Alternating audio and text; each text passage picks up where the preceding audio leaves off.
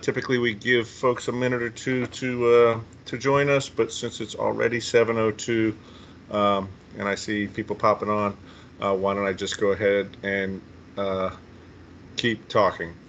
Just to let you know, this meeting is being recorded, so it'll be a resource on our webpage after this meeting for your neighbors or anyone who's interested.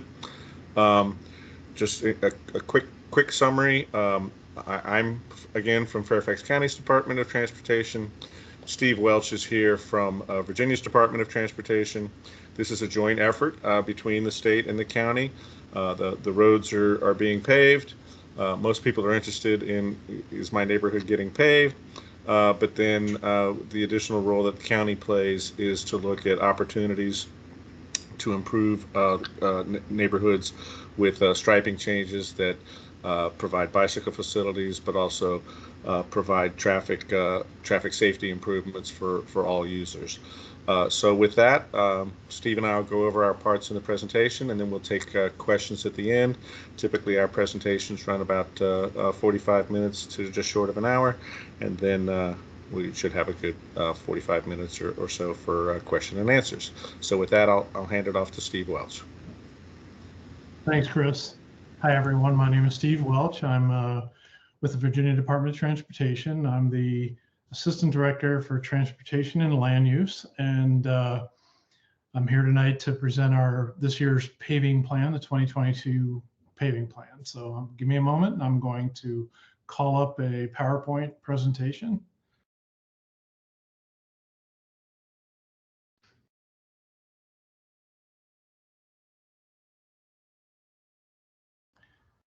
Can everyone see my screen?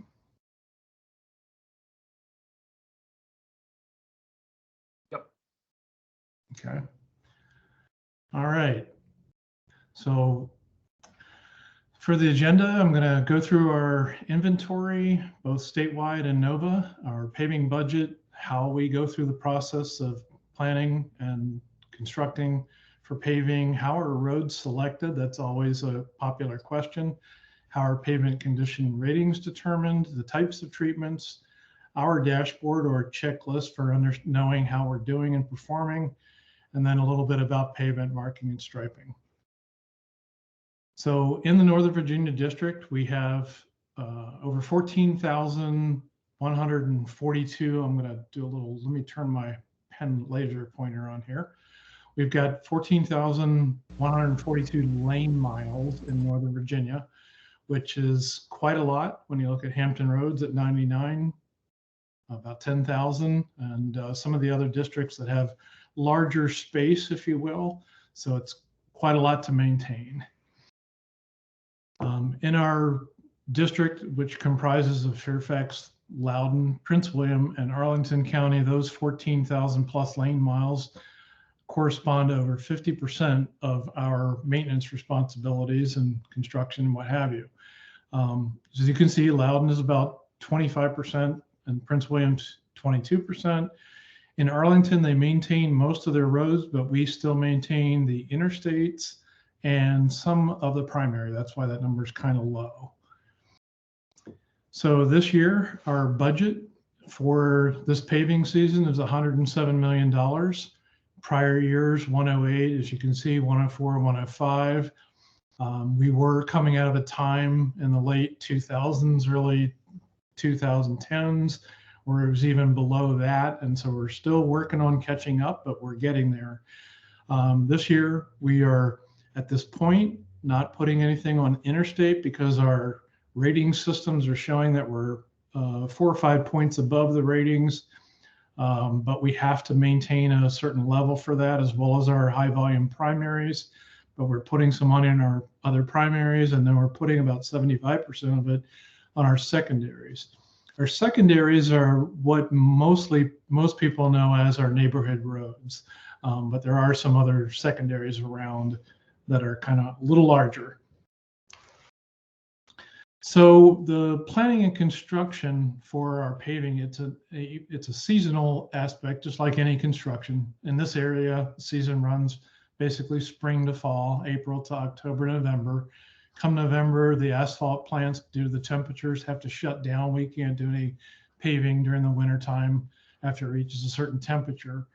But that doesn't mean our work stops. We continue working all year long. In fact, even though we're starting the construction right now, we're already starting to also with gathering data for the next year.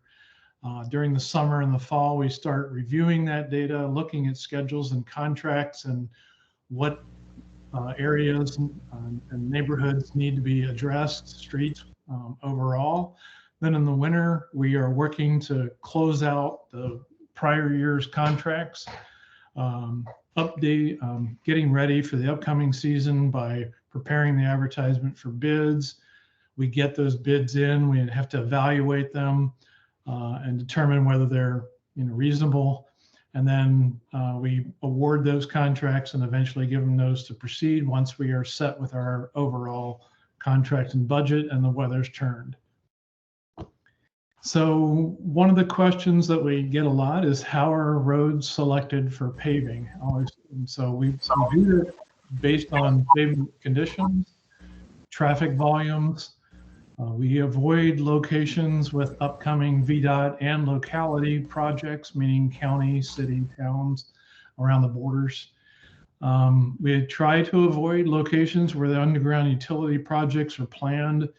We do coordinate with like Fairfax Water and Washington Gas and others with any utilities to find out if they have any capital improvement projects that may be coming where they request a permit to go in and do some infrastructure improvements.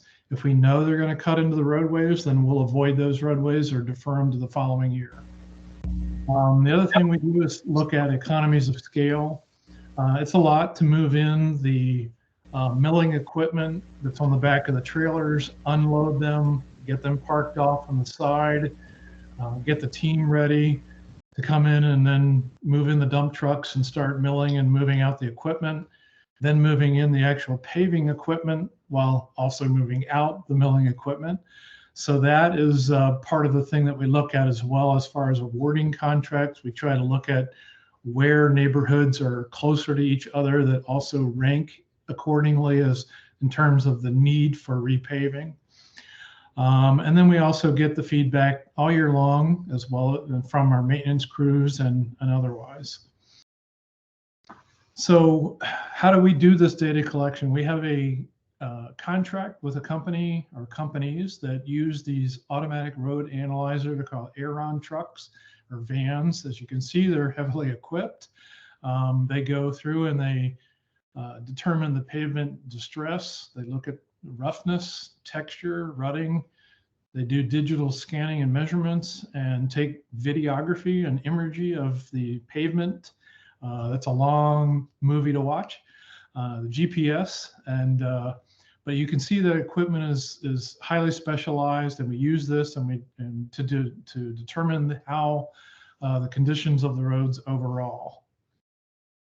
The frequency, that's always another question. How often do we do it? So annually, every year, we do this on all the interstates, all of our primary roadways, and all the high volume secondary roads. Those are roads that have an annual average annual daily traffic of over 3,500 vehicles per day.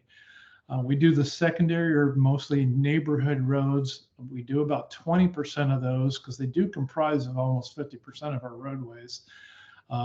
We do those 20% of them about every year. So thus every 5 years, we're collecting the data on 100% of all the neighborhood roads. So when we do gather all that information, it goes through some algorithms and calculations, and we determine the sufficiency percentage for it. And we have to maintain a 60 score or better throughout. And that's our data point for collecting the data and determining which roadways are in need of being put on the list. However, I'll go a little farther. We do have a target ratio where on the interstates, our responsibility is that we've got to keep it at 82%. On the primaries at 3,500 vehicles and greater, 82%. On the primaries with less or low volume, 3,500 vehicles per day, we have a 75% target. So on those two, on those three, you can see we're a little better, which again, I mentioned earlier. On the interstates, we're about 3% over that. We're slightly over on the primary high volume, and we're slightly over on the primary low volume. So on the secondaries, high volume of 3,500 and low volume of under 3,500, we have an 82% requirement, but we're well below that at 65%. And on 60% requirement, we're about 51.8 or 52%. So hence the need to stress trying to address that end of our roadway pavements. At the same time, we have to continue to manage our interstates and high volume primaries. But this year we are able to put a little bit more on the secondary end. So we have different types of treatment. All year long, actually, we will do patching. But during this time of year, we sometimes will try to extend the life of some of the pavements by doing latex or slurry seal or chip seal or crack seal, which all sounds the same, but it is about the same. But most of our work is milling and overlaying. And most of the time we'll go in and plan to mill 2 inches off the top surface and repave those 2 inches. Occasionally, once we mill those 2 inches, working with our contractors, we'll find some sort of problem. Maybe there's a little more base problem than we expected. Some of our roads have 50, 60, 70-year-old bases, and we find out that we end up having to mill even more and go back and do a couple layers at a time for overlay. And on occasion, we'll actually do a full depth reconstruction, although that's somewhat rare at this point. So when we gather the pavement condition data, we are able to put it, I know this is very high level, but we're able to put it onto a interactive GIS map. And in a few moments, I'm going to show you how that works. But this is a screenshot of not only the Northern Virginia area, not only our district, but even out to Prince William and Fauquier counties and further south. But everything in blue is considered excellent in terms of the rating, green, good, and you can read on fair, poor, and very poor. So obviously our very poor, or the red areas, are our target categories. Then we put that information, like we talked about before, into contracts to go after for this year's paving programs. This is a screenshot of the Northern Virginia areas where we are doing repaving this year. At the time that I took the screenshot about a week and a half or 2 ago, we had not started, but we just received this GIS database. So all this work was showing as scheduled. But once it gets started and that project manager notifies the GIS manager and they change it to in progress. And once it's completed, it changes over to blue.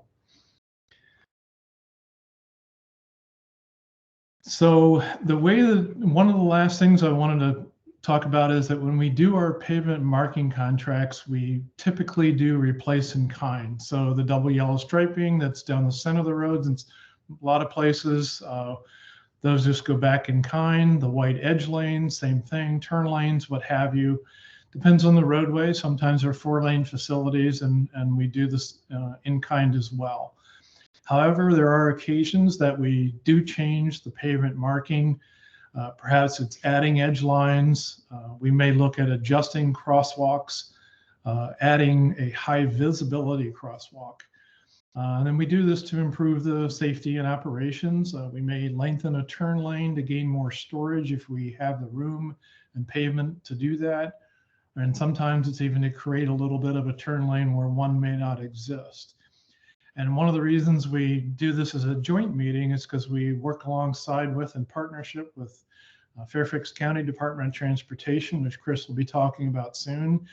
And throughout the year, we're working together, and into the fall, once we start to have an idea of what roads are going to fall on the list, the county has a comp plan that they look at for on-road bike route networks, and we look at where we can do those, maybe use that opportunity where we're milling the pavement to change the pavement markings once we repave to address those needs.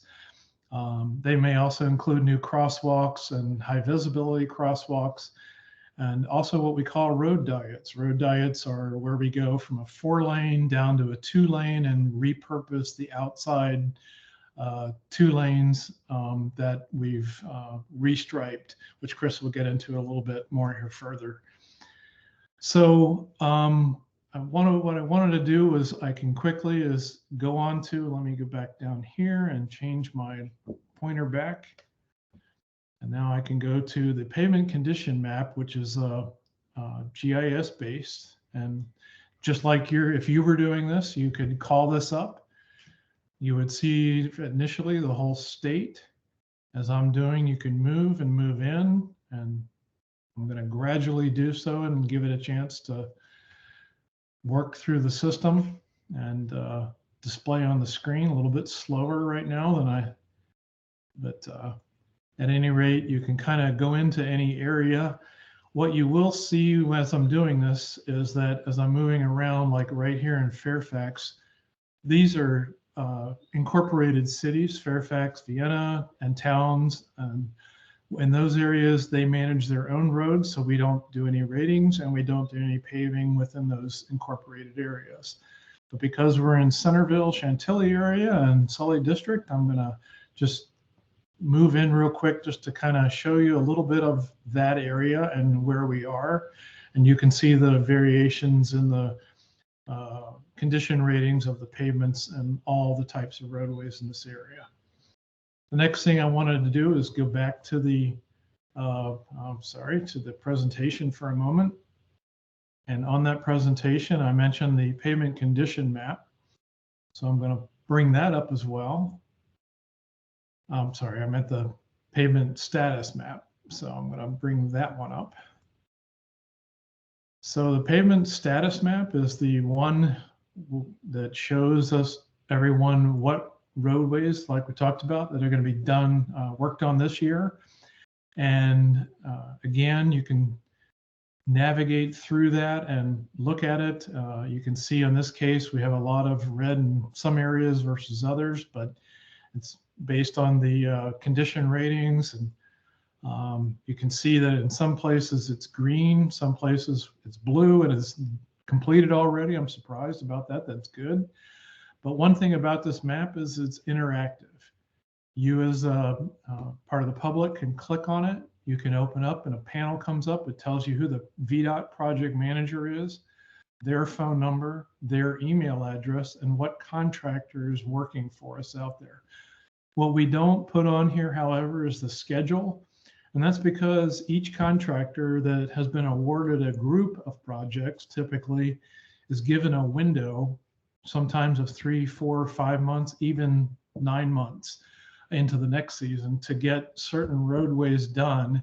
So they can then manage the economy of how they shift their equipment around as long as they're within the contract terms to get that done. But if you have a question at any point about when your roadway is going to be done, or while they're there working, or even after they've finished and left, and maybe there's some issue and you have a question, you have access to go on here and look that project manager's name, phone number, and email up and contact them in the way that you're comfortable. So going back to the PowerPoint slide, that's pretty much my presentation for this evening. So I appreciate your time and hope this was helpful, and I'll be glad to answer questions at the end as I turn it back over to Chris. Great. Thank you, Steve. All right. I will then take the time to share my screen. What's going on there? Okay. Hopefully you can see that. Start the slideshow. Okay, page down. So again, this is a collaborative process where we work with VDOT, and it's really I like to remind everybody, or those of you who are new, tell everybody, this is a good news VDOT story. Um, VDOT has a really tough job. VDOT staffer once pointed out that the westernmost tip of Virginia is west of Detroit, Michigan. So Virginia is a huge state, and unlike most of the 50 states, VDOT is responsible for the roads in the entire state, all those little subdivisions, all the cul-de-sacs, which is different from, like, for instance, our neighbor Maryland, where the local jurisdictions are responsible for the roads, the cul-de-sacs, and everything, and the state is only responsible for the primaries and interstates. So VDOT deserves a lot of credit for being our partner for over 10 years in this. When we first approached them and said, hey, you know, when you're repaving, it's a blank canvas. The road has the opportunity to be striped in a different way. We'd like to stripe bike lanes. As we've evolved, we've realized that there's other community quality of life issues that come along with this, and I'll go over that. But we've really complicated VDOT's process. Again, like Steve just saw on his map, they just started paving a couple weeks ago, and some roads are already complete. So this happens really fast, all summer long. The planning goes year round, as he pointed out.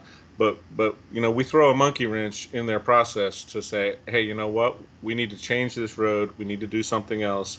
You know, 10 years ago, we were leaving it to the contractors in the field. We've really upped our game, where these roads are re-engineered when we change the striping to meet engineering standards, to do things like blocking out you know, parallel parking, fire hydrants, things like that.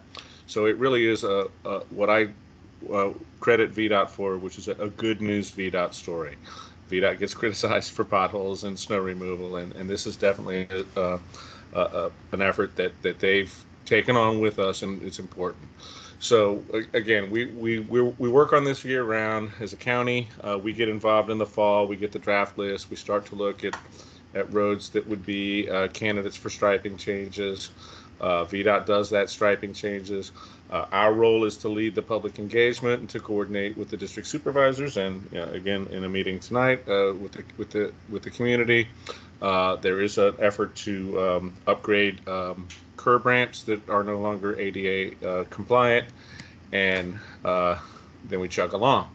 So what are we talking about here? So one of the things we didn't always do, because we didn't have the manpower and the bandwidth, but we do today, is we look at crosswalk improvements. We look at the roads that are out there and see, are there, as Steve mentioned, can we just simply upgrade an existing crosswalk from the parallel stripe to the high visibility block? Or are there locations that should have new crosswalks because there's a generator there, like a school or a neighborhood swimming pool or something like that? We have to do crosswalk justification studies because crosswalks are important. They have to have adequate sight distance. They have to have the curb ramps, things like that. And then we collaborate with VDOT on what's the best way to do that. If it's a simple curb ramp that they can do, great.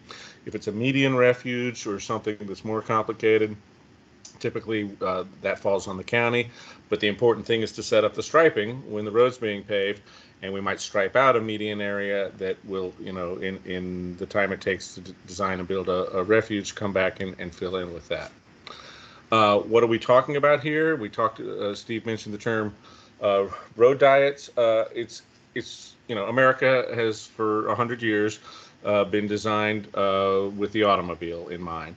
And we realize, certainly now and for the past couple decades, that's not good for pedestrian and bicycle safety and mobility.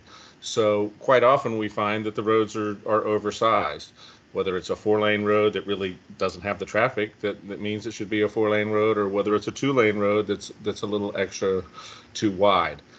Why is that bad? Because as drivers, when it's easy for us to drive, if the road is wide, If there's lanes, we drive faster. That's just the way Americans, humans, drive cars. And so when there's no reason to feel impedance to your driving, you tend to drive faster. And that's not good in residential neighborhoods. The board created the pedestrian program 20 years ago this year in response to pedestrian fatalities, and we still struggle with the tragic reality of pedestrian fatalities today. And so we know that in residential neighborhoods, that's the last thing we need, and cars should slow down in residential neighborhood. However, we're not overly idealistic.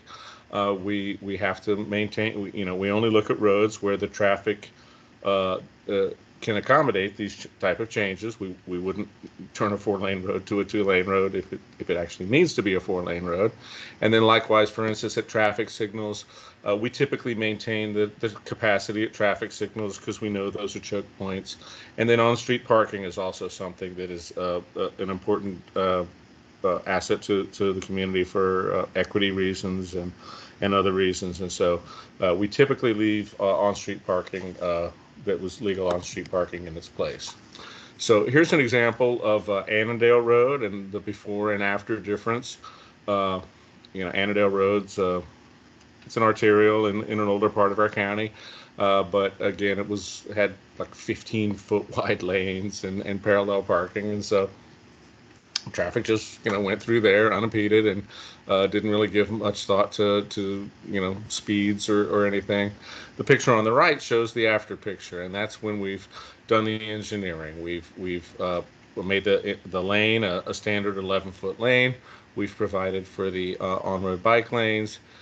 We've boxed in the parallel parking, made a radius coming out of the for when you turn right out of the side street, and indicated that what we call puppy tracks, those little dash dots lines there, is if you're making a right, that's where you're supposed to merge over the bike lane, of course, if there's not a bicyclist there.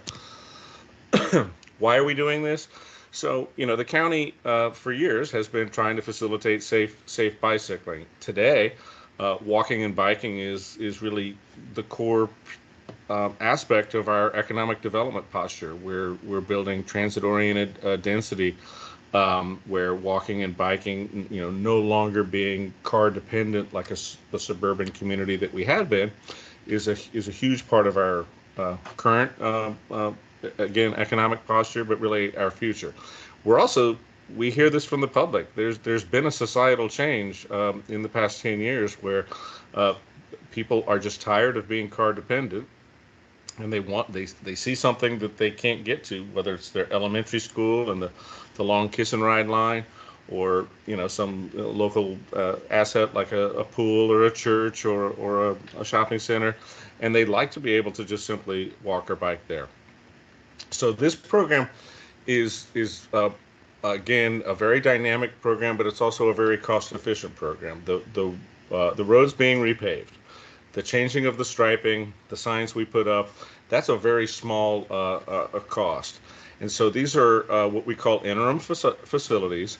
The higher level facilities today, the best practices in America, is actually moving away from on-road riding, because most people don't want to ride with high-speed, high-volume traffic.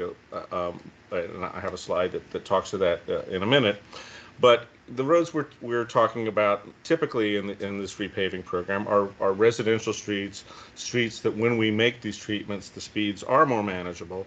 And so a large percentage of the population would actually feel comfortable riding in them. So it's worth it because it is, again, super low cost, and it happens this summer, so it doesn't take 5 years for us to build a trail like it typically does, and we can see some results.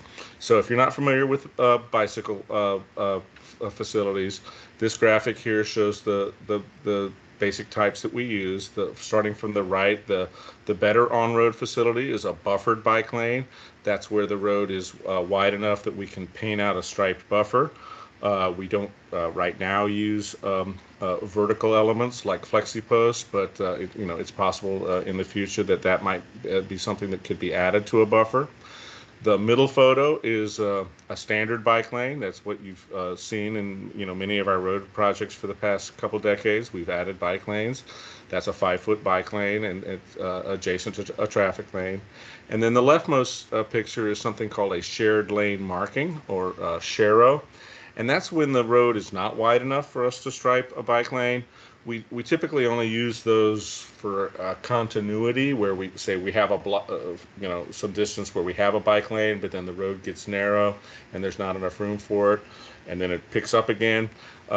We want to indicate that first of all, to the drivers to expect bicyclists, but also to the cyclists that it is intended that they share the road.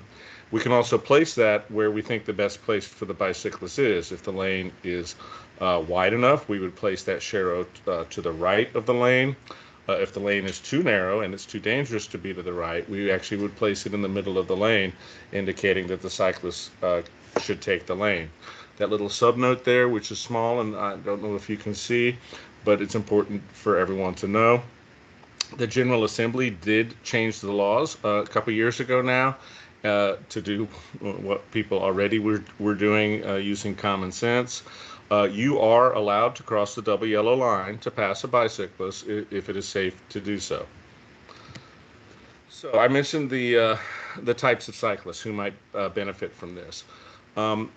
Unfortunately, since the 1970s, America has only focused on-road bicycle facilities, and that was a mistake. Whereas Europe moved to off-road facilities, realizing that that would serve a larger part of the population. America at the time was actually dominated by a mindset that wanted to assert on-road bicyclist rights, and they thought that off-road trails somehow weakened those rights. So unfortunately, an on-road bike lane on a high-speed, high-volume road, and I'm trying to think in Sully District, I don't think there are any, but for instance, there's up on Drainesville Road, Beulah Street, Telegraph Road. Some of those roads were originally built with on-road bike lanes, but those are 45-mile-an-hour roads. And on this pie chart here, only really the strong and the fearless, which is 1% of bicyclists, and enthusiastic and confident, maybe half or most of them would feel comfortable biking along 45-mile-an-hour vehicles. Who we are really trying to reach with our bicycle facilities today, and where Fairfax County has shifted and where America has shifted, is to try and serve the interested but concerned, that 53% of the population that would be interested in being able to bike somewhere, not pay $5 a gallon of gas, and contribute positively to the environment.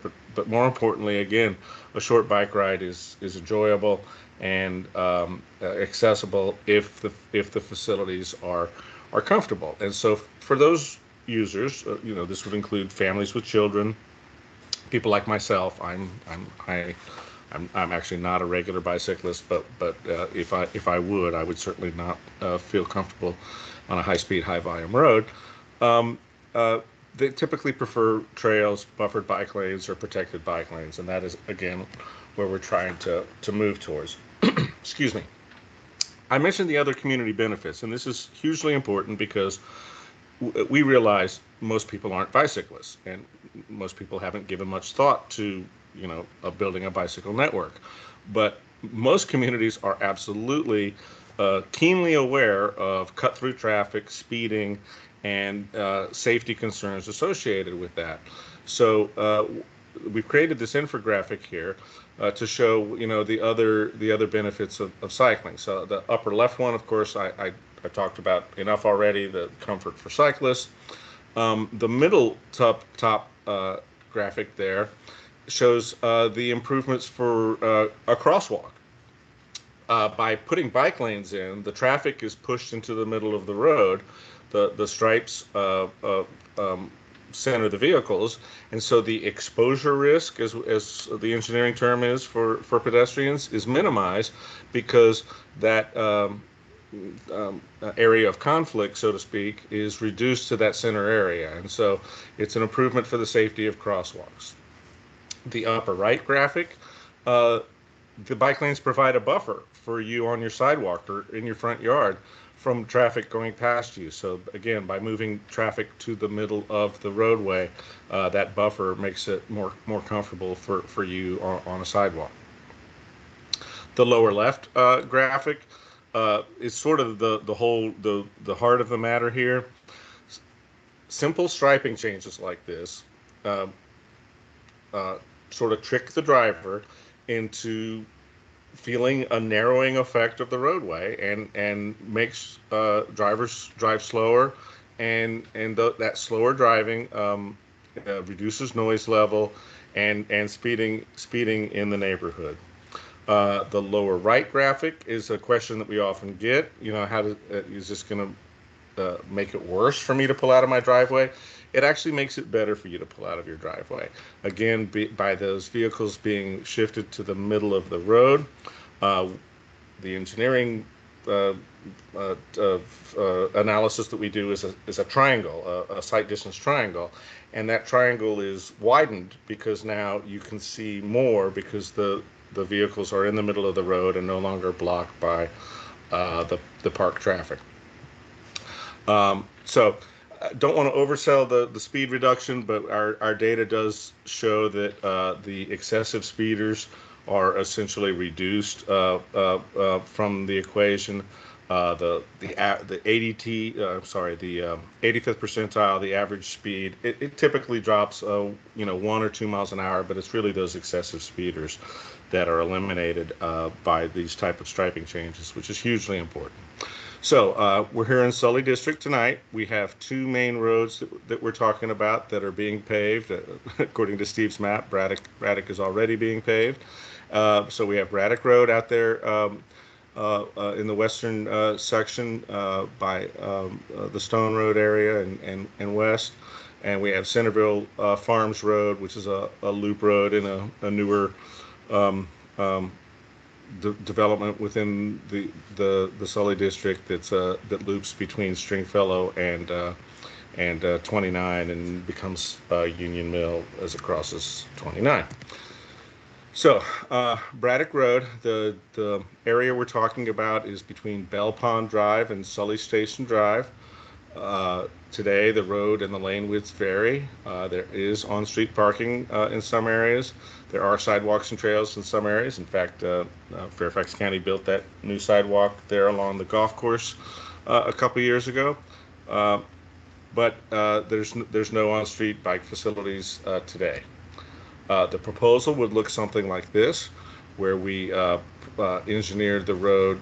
Again, it's a varying road width, so we would stripe the travel lanes to have a consistent 11-foot width, and we would convert the underutilized space to different uses. We'd have a continuous bike lane westbound and add a bike lane eastbound where space allows. We would also add buffers where space allows.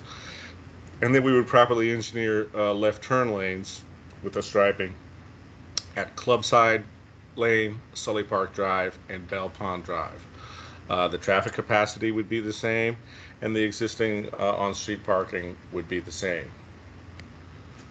Centerville Farms Road today is our classic 4-lane undivided cross-section.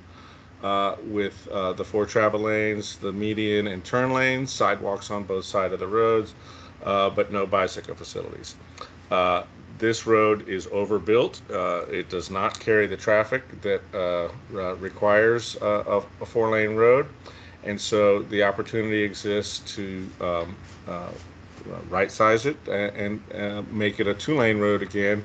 That has, again, the effect of cars needing to follow each other single file, so people can't pass at a faster rate of speed. The picture you see there shows what a buffered bike lane looks like. That's South Lakes. I think today we're making the buffer slightly narrower than that, but we also don't want the bike lane to be mistaken for a parking lane, so we have to draw that balance. Again, it's between Lee Highway and Stringfellow.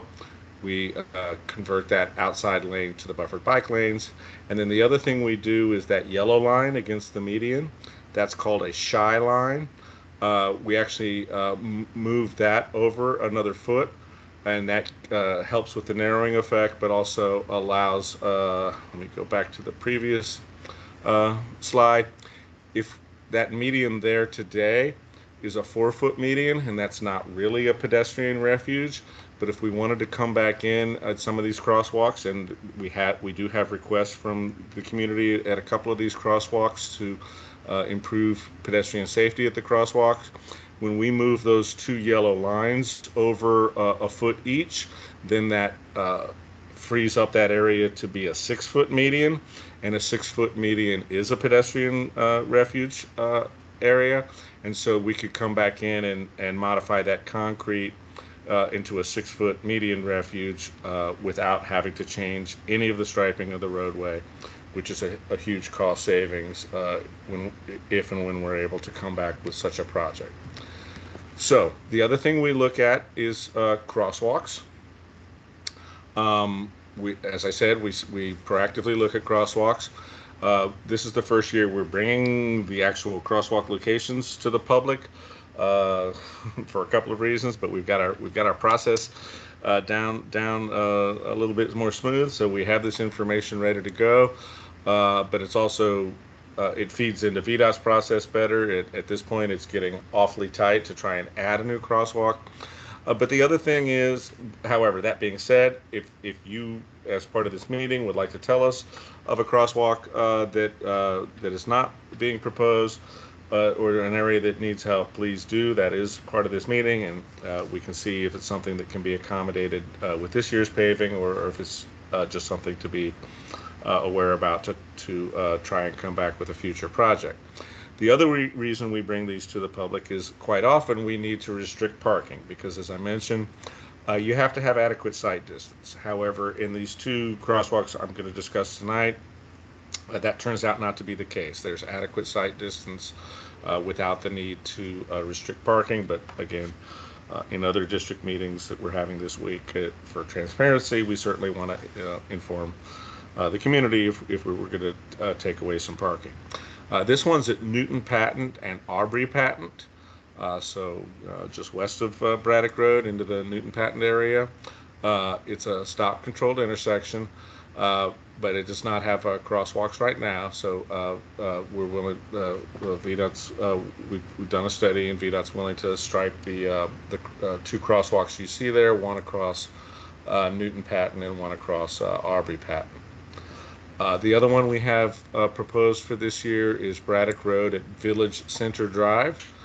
We did a count there. We have to do a study to justify the crosswalk. We counted 49 pedestrians in an hour. That's a very large number for our county in a setting such as this. So this would apparently be a very beneficial crosswalk. And again, there's no parking restrictions needed for that crosswalk. So with that, that's the end of the subject matter part of the presentation. This I should have said at the beginning. I always forget to do that. This presentation will be on our webpage, so you don't have to write everything down. But if you want to, this would be the time to write down. If you want to contact anybody for VDOT, the best way to contact them is through either their webpage, which is my.vdot.virginia.gov, or through their 800 phone number, which is 800-4-ROAD. However, the paving decisions for 2022 have already been made, so any input on paving would be factored into the 2023 paving. To contact us about anything, the striping or pedestrian safety or other things, once this is live, you can click on that link electronically. But old school wise, you can email us at dotinfo@fairfaxcounty.gov. This website again is on the county web, or that we have a website on the county webpage. You can actually just go to the county webpage and search 2022 paving, and it'll take you there. And then if you want to write us anything by mail, you can write to my department at our office at 4050 Legato Road, Fairfax, Virginia, 22033. So with that, we'll enter the question and answer part of the program, and I will stop sharing, and Steve and I can answer questions. For Teams, the county has transitioned to Microsoft Teams for public meetings, and it, fingers crossed, seems to be working okay. Under reactions, you have a raise your hand thing, which is like a hand. You click that, and David Loss, who's my co-worker, will be monitoring that and helping us answer questions. If you're on the phone, you press *5 to raise your hand, and then you press *6 to unmute yourself. We have occasionally been having trouble with muting and unmuting. So if all else fails, you could disconnect from the meeting and come back into the meeting and see if that would, if we can't get you unmuted as much as David tries, you can try disconnecting and connecting again to see if you can get back there. So with that, I will stop sharing and we'll start the questions and answers. Thank you.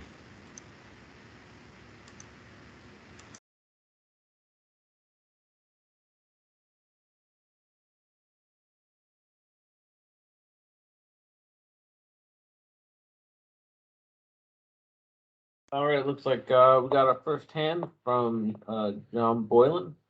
Yeah, thanks. John Boylan with the Dulles Chamber, and I've got a few questions. Rookie at this, but I wanted to say thank you. I think you guys have done a great job, and I did want to lodge a complaint about Mike Coyle. He's so good, he makes everybody else look bad.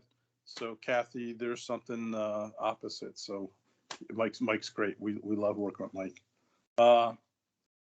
So buses versus cars. Is there a difference between buses versus cars on eating up the roads and how that works? Yes, and thank you for mentioning Supervisor Smith and Mike Coyle. I neglected to acknowledge their attendance at the beginning tonight. We do have Supervisor Smith with us, and Mike Coyle is her talented staff member. So thank you. Sorry, Supervisor Smith. John, I guess I'm not understanding your question. The difference. So they're different. They're one's big and one's small, and we do consider the needs of large vehicles in what we're talking about. Is that what you're asking? Yeah. So I'm just thinking about, with we're trying to get people to use more buses. I was wondering if we make that transition, we start to incorporate more buses, especially north-south, right? I've been on a couple of the studies trying to get folks from Prince William up along 28, looking at how do we get people within Fairfax County instead of everything east-west. Is that going to eat up our roads a little bit more because we put more buses on them? Sure. So of course we in my department, we operate the Fairfax Connector bus system. So we have in-house experts, and we're actually probably a little extra sensitive because of this dual responsibility we have of operating a bus system and trying to do all the other things that the Department of Transportation does. We are planning a massive realignment of our bus system right now with the impending opening of Silverline Phase 2. I know that north-south connectivity in the western part of the county has been an area that the community has asked a lot about. I'm certainly not. I'm the pedestrian bicycle person. I'm not the expert on that. But we, for instance, as I alluded to earlier, 11 feet is the minimum lane width we will go to when we have transit service.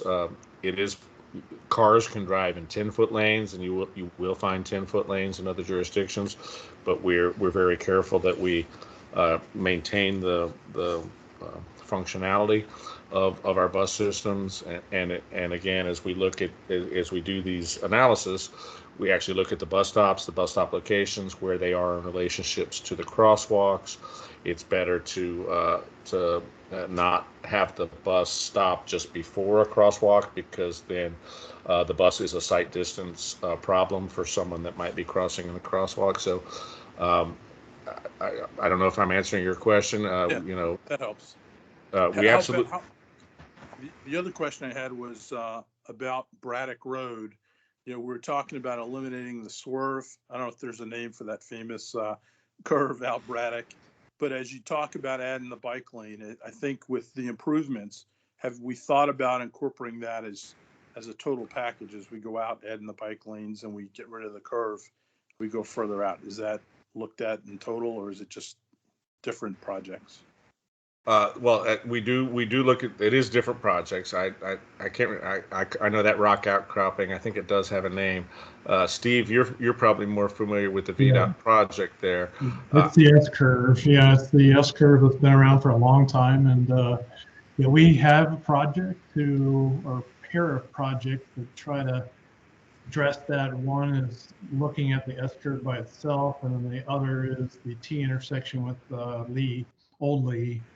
And it is problematic. I know that I believe anyway, the school bus system does not go that way anymore.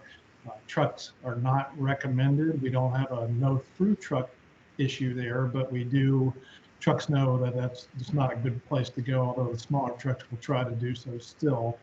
But I think the county is pursuing funding for trying to do something about that S curve. It's just what's the right thing to do is still being evaluated.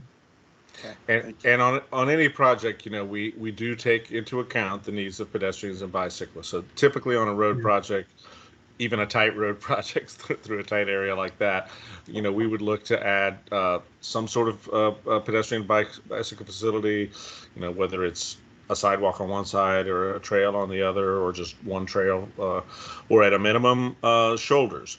You know, shoulders aren't the most comfortable pedestrian bicycle facility, but it's better than nothing. And so at a minimum, when we do, for instance, bridge replacements in the rural part of our county, like Great Falls and such, we insist that there's at least a shoulder, because you have to have that safety space, even though there's not a lot of users. That you know, we're building something, it's going to be there for 50 years. So we, you know, in that project, as it moves forward, we will absolutely we won't be neglecting those needs. But what exact type of answer we come up with is not known. Thanks, Chris. And my last question, I hate to get to follow them. The traffic circles, obviously we're right on the edge talking about with Braddock. We go out to Loudon, has used traffic circles pretty effectively. And I know, Kathy, we're not going to talk about jug handles and the way Jersey does it. But you know, I've never used a bike lane through a traffic circle. Have we thought about adding traffic circles in Fairfax County? And how would you actually get through that traffic circle with a bike? Is there something unique? I haven't seen anything. Sure, that's a great question. Yeah, roundabouts are an evolving thing that we haven't had a lot of here, but we do have a few. They can be safer than traffic signals because you typically don't have fatalities at roundabouts. If anything, you have like fender benders, whereas at traffic signals, unfortunately, you can have fatalities. They can be more efficient. So there's a requirement that we study roundabouts anytime we have a project, to see if that's a better alternative. They do take up a little bit more space, so there's always a balance. How a bicycle navigates those, the best practices is actually to bring the bicycle off of the road before the roundabout. So there's actually a ramp. If you had a bike lane approaching a roundabout, there's actually a ramp that would take them to a trail, to a crosswalk across the legs of the roundabout, and then another ramp to take them back on road. after the roundabout. So it's absolutely a best practice to not have bicycles within a roundabout.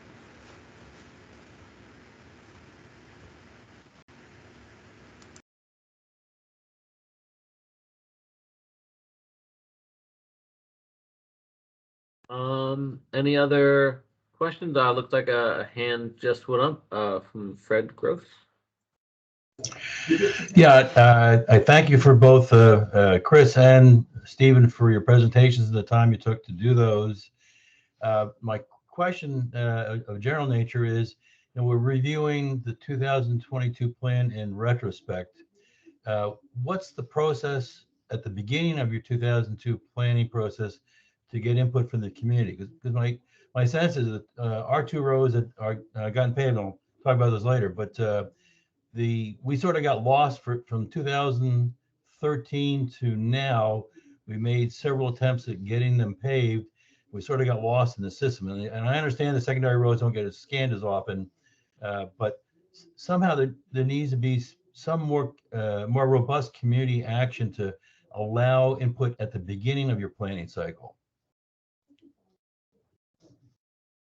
So thank you for the question, Mr. Groves. Yeah, so as I was showing before on the pavement condition map, we have a lot of secondaries that are in that very poor range. I won't call it back up unless you want me to. I can show you that. Those are very good pages. They do actually have a rating where they have a numerical value for it. So in a given year, we might see roads that are, say, rated a 43, 44, and then we have others that are 33, 35, 37. And so while they're still in that very poor or red zone, if you will, there are some that are just even lower than the others. So that's why you see us targeting sometimes, some areas that look like they are more than ready, and they are more than ready to do, but we're actually still trying to hit up on the worst. Second point too, sometimes, a roadway gets to a certain level of degradation and it's not going to get better. It may stall at how degradation it gets, but a comparable roadway that has also a worse underbed or system, maybe 70 years old, the roadbed, it may be a 46 the one year where the one next to it's a 40, but then a couple, 3 years later, all of a sudden it's down to a 35 because it's just had erosion and expansion and contraction problems from the freeze thaw. But we do take in consideration, we get a lot of citizen input. We do have our maintenance people go out and look at it. We put it on our list for having it checked. And any season, any year, of course, if there are issues with potholes, rutting, or edge breaks, or what have you, we will come out and address it, whether it's small or even a little bit larger scale. Yeah, I just encourage you to, I mean, offline would be glad to discuss a little bit further, but somehow the earlier input in a more systematic way from communities would be good. I know Mike Coyle submitted the 5 roads for Sully district that asked to be considered. I don't think Walney Park Drive was one of those roads in that plan. And we've had additional communities built in our area recently that has increased the through traffic through those roads. So I'm just looking for, is there a way to get earlier community input to you? The help desk is for VDOT is very helpful. And we submitted back in 2021 road inspection requests. But my understanding is no action is taken unless they get multiple requests from community owners. And I was representing the whole HOA, so it was only counted as 1 vote. Yeah, I'm not sure that it's not really a popular vote contest, if you will. I would be surprised too. Yeah, that's not the case. I mean, we get inquiries all the time from all supervisory districts across the board. We get them all year, and it is an all year process. So I mean, we're getting requests now of, okay, we weren't on it this year. Can we get on the 2023? Yeah. And that goes right on a list. And it's, even though we still look at everything from a technical standpoint and an engineering standpoint, we have that list as another backup as for some to look at, as well as our own maintenance teams. I mean, they'll go out sometimes deal with a fallen tree, and then they'll come back and tell us that, or tell their maintenance department that we need to look at this road for rating system for the upcoming year. So it's an all year ongoing process. No, and I can appreciate that. And yeah.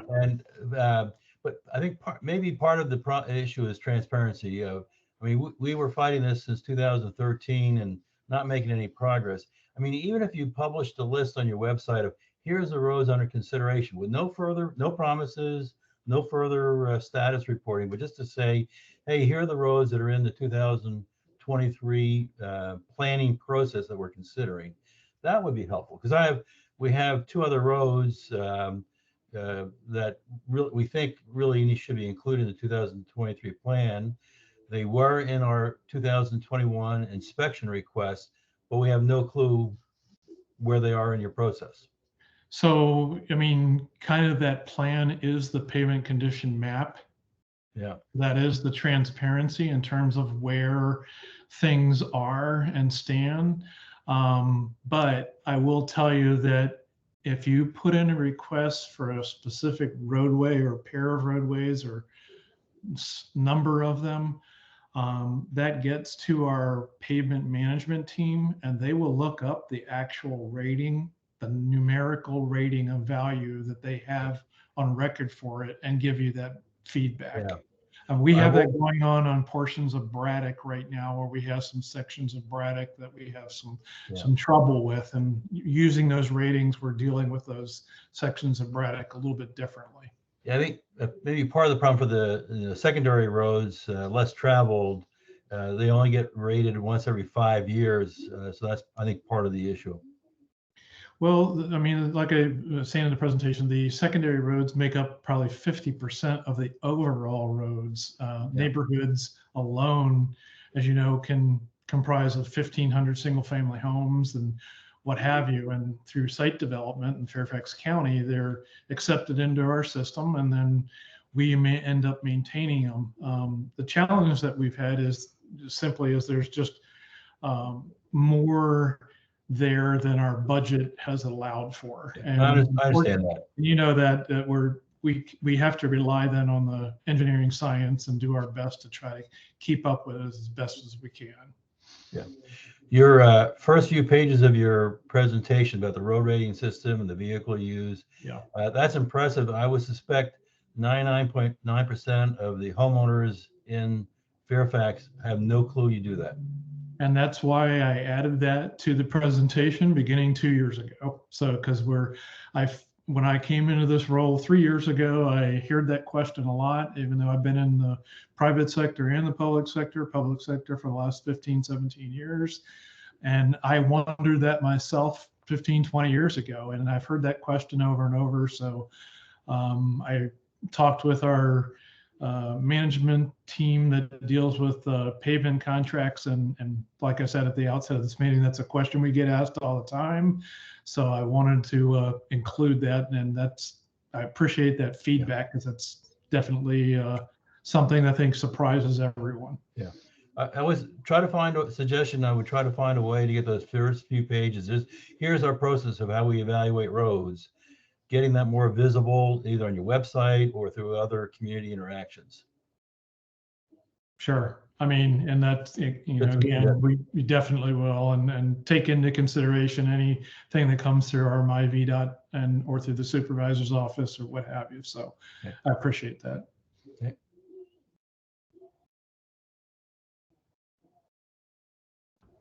This is Supervisor Smith. I wanted to ask a question, Steve, and I don't know that you would have the answer to this, but you had certain percentages of the roads that should be in good condition. And it was I can't remember the percentage for the secondary roads. Has there ever been a look at what it would cost so that we're not at 60% of the roads? We would make the average number of roads paved? I'm sure you're right. I'm sure it has been looked at, but I'm going to go to that right now. So here's the data collection information. Here's the rating sufficiency. Here's our targets. Right. So those targets are set by our central office in Richmond. The entire program is run by our central office. So they're looking at this statewide, and they're trying to balance the funds that have been legislated to us and that comes from gas taxes and what have you for maintenance and for repaving roadways. And because interstates handle, in some cases, 80,000, 90,000 vehicles, and the high volume secondaries are handling, in some cases, 30,000 vehicles, 20,000, what have you. We've got to maintain them at their targets because we'll have so many pothole repairs and accidents and complaints and so much that we have to deal with it. It just compounds, if you will. But to answer your question, I mean, the secondary less than 3,500 are typically your neighborhoods. Unfortunately, we do have a 60% ratio that is our target, and we've been working to get that. At one time, we were down to, I think, about only achieving about 40% because in the late 2000s, with the recession that we had, even though our annual budget that you see right here is about 108, 107 million this year, and roughly a little around that every year for the past 4 or 5 years, it had gone down to roughly 40 and 50 million for 2 or 3 or 4 years back then. So we fell backwards in our ability to catch up. Typically, a road needs paving anywhere between 15 to 25 years, depending upon the volume of traffic on it, the subbase condition, how old it is, what have you. But during that period, we did fall behind quite a bit, and so we're still playing some catch up. But the value number, I don't know. I can try to find that out, but I mean, when you look at our roads and how much we're doing this year with 108 million, I would have to imagine that's a pretty big number. And I think that's the hard part when there's discussions in the public. And, people don't understand the choices and the gas tax and what it takes. There's not a connection because I think a lot of people don't realize it's not Fairfax County doing the roads. And, trying to grow that understanding with the public, how this is done, how it's funded. I just think it's good information as we can get it to just share to the public the reality of what they're facing, because we all hear from neighborhoods that are like, do my neighborhood now. And the reality is a lot of times it takes 30 years to get to a neighborhood. I think it's great that you've got more money than you did back when it was only 40 million, but that did create a very difficult situation to catch up. Right. And not only that, I'll say, even with the 108 million this year, which is comparable to the last 4 years, as that doesn't even buy as much. We're going through a very tough time right now where the price increases are affecting petroleum-based costs, equipment, repairs, personnel, what have you. So the 108 million is static almost with what we've had for the last 3-4 years. But in terms of lane miles, I'm not sure what the comparison is, but I think we all wish that we would have seen a higher number and continue to, but that it is economies of scale also that comes into play. But this year has been a challenge. That's why it's been a little longer this year for us to even get, or for our Richmond and our central office to get out the paving plan for this year, because quite frankly, there were bids that came in on some paving projects that were over 30% higher than estimated. And they had to cancel those contracts altogether and drop them, and then do a juggle to try to figure out which ones we could do in their place. It just so happens also, for the record, in Northern Virginia this year, we have a big project on I-66. This is in the span of the project itself, as you know, is a long project, but it just so happens that this year is also a big year for a lot of paving on I-66. It just so happens that there's a lot of lane changing that's going to be taking place and a lot of finishing up. So there's going to be a lot of activity and a lot of supply going that direction. What level that has affected some of the value that we're getting, I'm not really sure, but, but that coupled with the economy is a challenge. So we're doing our best to, still address it, and we'll continue doing so. I appreciate that, Steve. Thank you. Sure. Thank you, Supervisor Smith.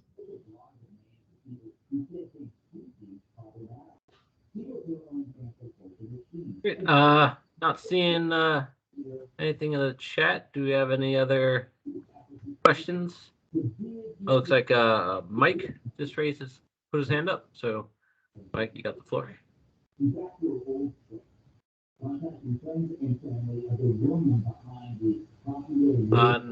Also, just remind you, if you're not talking, if you could please mute your mic, or I will mute you for you, and you'll be shamed.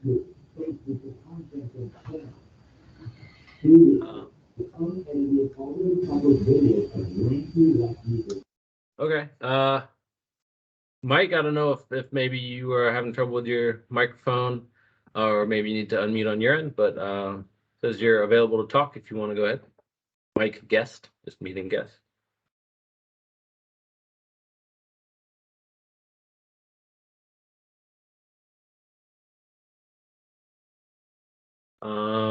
Okay. I guess unfortunately it's not working for Mike.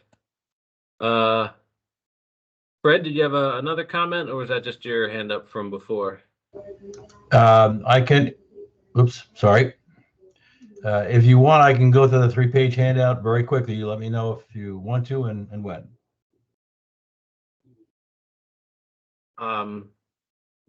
Yeah, I'm not super familiar with it.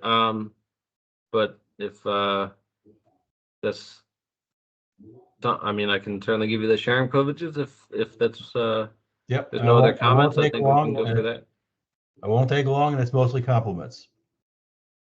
All right. There you go. You should be able to share your screen. All right. Oh, wait. Real quick, looks like Mike put his question in the chat. He's having some audio issues. So while you're pulling that up, Fred, in the meantime, the question is, I was wondering if there are any impacts to trees and shrubs, etc., planted along Braddock Road for privacy and sound abatement.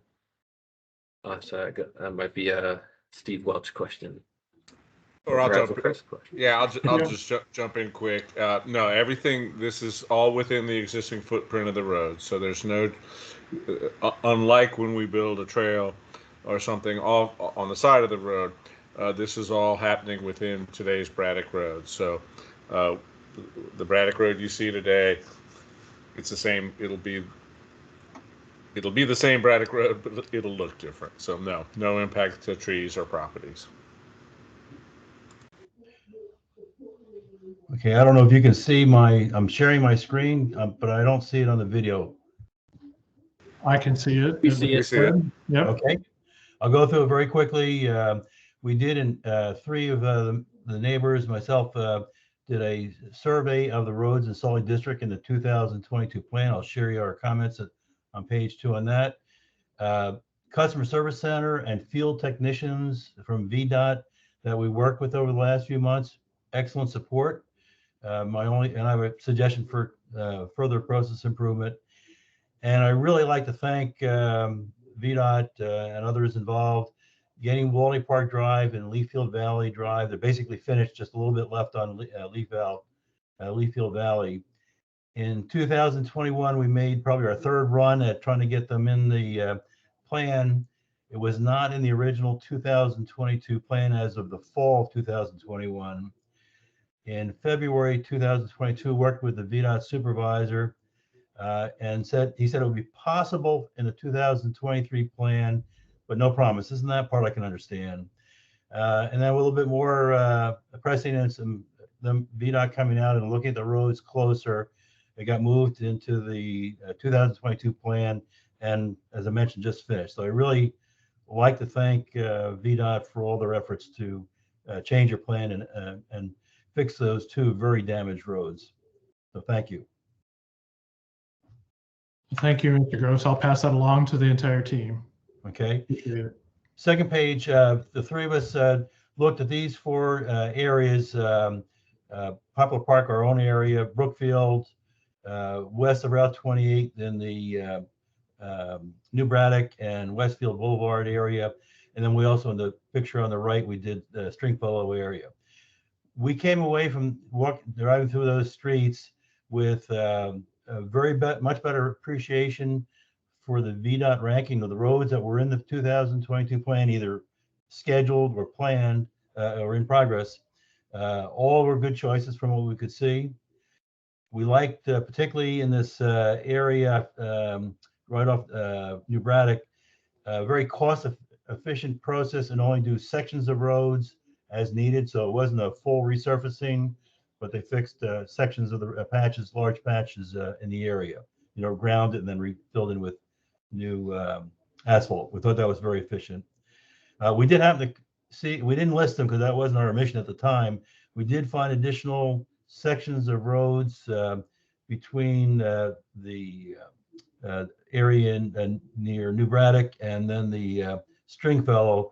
We saw a number of sections, small sections of road that were in pretty bad shape and should be, that are not in the plan today for 2022, that should be considered in 23.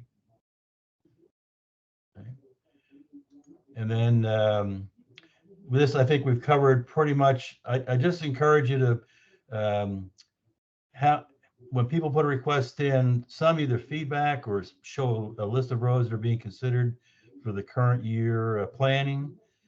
Somehow a little more effective communication is needed, because it's right now, it goes into the VDOT system and you don't know what the status is or what's been done with it or decisions made.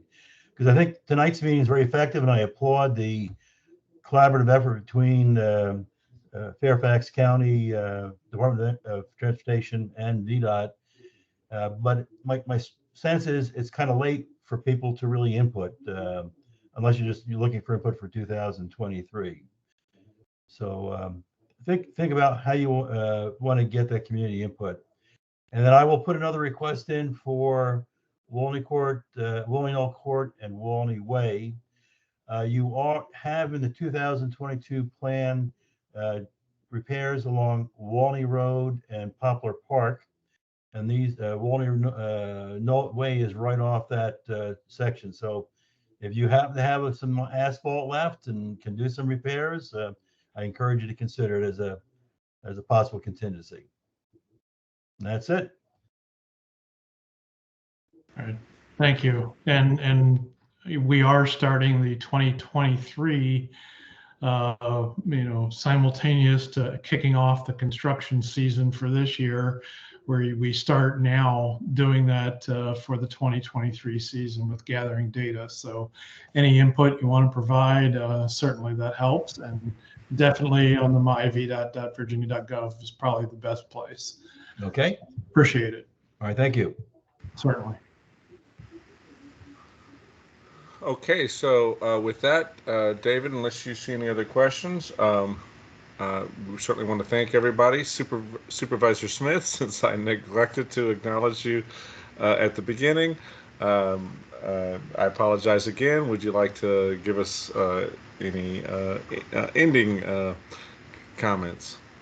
I just want to thank everybody. I want to thank Steve and all the hard work VDOT does. And Chris, you're out there looking to make it safer for the public. And I just appreciate this chance for us to all have this discussion together and look forward to continuing our work into the future. So thank you.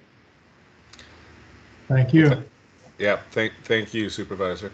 Okay, so unless there are any other questions, again, we do genuinely thank everybody's public participation. Your time is valuable, but as professionals, we always benefit from the local knowledge and the input from the community. So thank you again for your time and your involvement in our process, and we appreciate the feedback, and we'll always look to improve things as we move forward. So thank you all. Thank you, everyone. Good night. Thanks, Steve. Thanks, Chris. Yep. Good night. Take care.